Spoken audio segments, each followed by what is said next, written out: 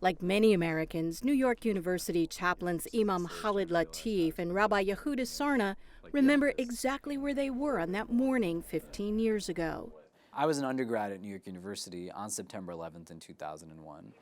Latif was a sophomore and had just arrived for Arabic class when a security guard came and told the students to evacuate. They went to nearby Washington Square Park, where thousands had gathered to watch the fire at the World Trade Center. There's a lot of noise, there was a lot of commotion. People were trying to figure out what was going on. And all of a sudden, we were hit by this very heavy silence as we watched the second plane fly into the towers. It felt like an eternity, but it was really just seconds. Sarna was also in New York at the library of Yeshiva University when the towers fell. I was in rabbinical school at Yeshiva University and doing my internship at a synagogue in Riverdale. The senior rabbi of the congregation, Rabbi Avi Weiss, was known to try to bring healing to places and situations of great distress. Weiss went to the Ground Zero area. He invited Sarna to come with him. I watched as he went over to the people who looked the most despondent, tired, grieving, and he just hugged them. And he said, I'm here, I'm a rabbi, I'm just here to say God bless you. That was the moment where I received my ordination. It's about human connection. So I would say 9/11 was very foundational for what I see as my life's mission. Latif says the events of 9/11 were pivotal in shaping his mission as well. In the aftermath of the attacks, he and other Muslims felt a backlash of blame. My father said, we'd be more comfortable if you didn't cover your head anymore. You weren't visibly identifiable as a Muslim. I didn't understand why at a time when people had so many questions, many of us were taking steps back to not answer their questions. He says support from friends of other faiths gave him the courage to speak out about his Muslim beliefs. I, along with many of my classmates at that time, we just made a decision to be more proactive, to tell people this is what we believe in, this is who we are, this is what our values actually are. Today, Latif and Sarna are leaders at NYU's Global Center for Academic and Spiritual Life, which has become a national model for university interfaith programs. My community was very much like in our own Muslim bubble, so everyone I was interacting with was definitely Muslim. But interacting with people from different religious faiths, I never really did that. At NYU, students are encouraged to attend each other's religious services and projects like the Muslim-Jewish Juma Shabbat experience. Senior Sana Mayat says that has enhanced her own Islamic practice. And I really love the concept of Shabbat. I really love the idea of it. I think it's like a really beautiful thing to kind of disconnect and tune everything out and really center yourself in what is important. I pray 5 times a day, so that's 5 times a day where I'm supposed to tune everything out and really concentrate on prayer and God and what's important. But how invested am I in that I'm still not thinking about, that text message that I got on my phone or that email that I have to send.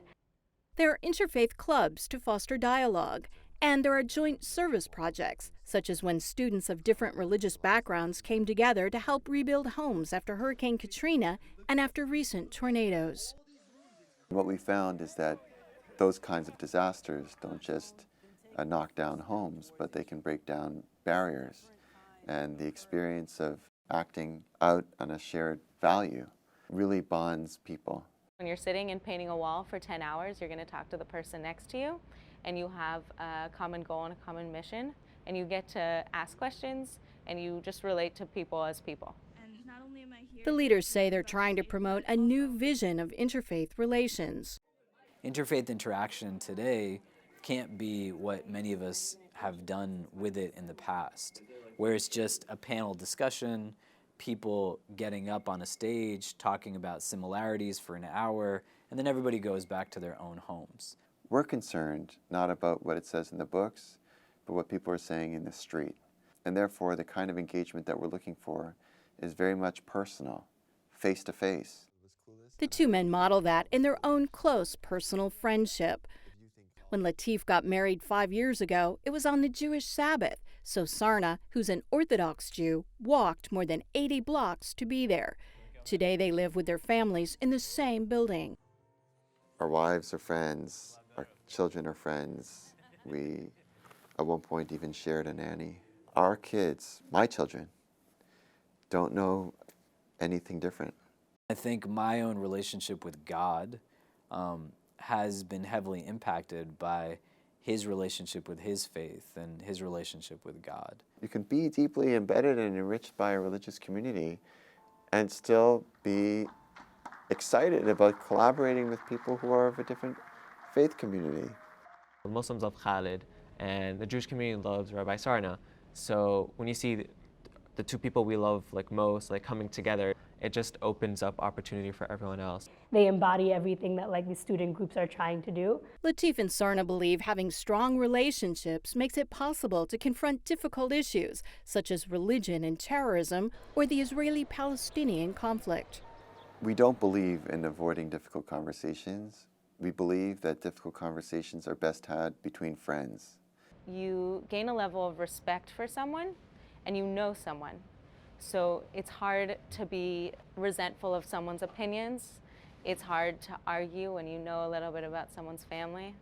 It promotes a better dialogue. In their work, Latif and Sarna say the lessons of 9/11 are still very evident. Last year, during Pope Francis's visit to the U.S., Latif helped lead the interfaith service at the 9/11 memorial. Through our knowing of each other today, let us move beyond a mere toleration of our differences and work towards a much-needed celebration of them. 15 years after 9/11, both leaders say they're concerned that divisions and anti-religious bigotry seem to be on the rise in many areas. It's a return of a kind of hateful rhetoric that we thought we had buried. We thought it was over. It's very sad. It's scary. But for me, it's more sad than scary. Still, Sarna says the current climate has renewed their purpose of helping young people find a different way of doing interfaith relations. There are so many young people who are raring to go. They want to do this. For many, it's like, well, where do I start? And, your starting can just be with one other person. You might not impact 1 million people or 10 million people, but if you can bring good just to one individual, you can impact one heart, that can make all of the difference.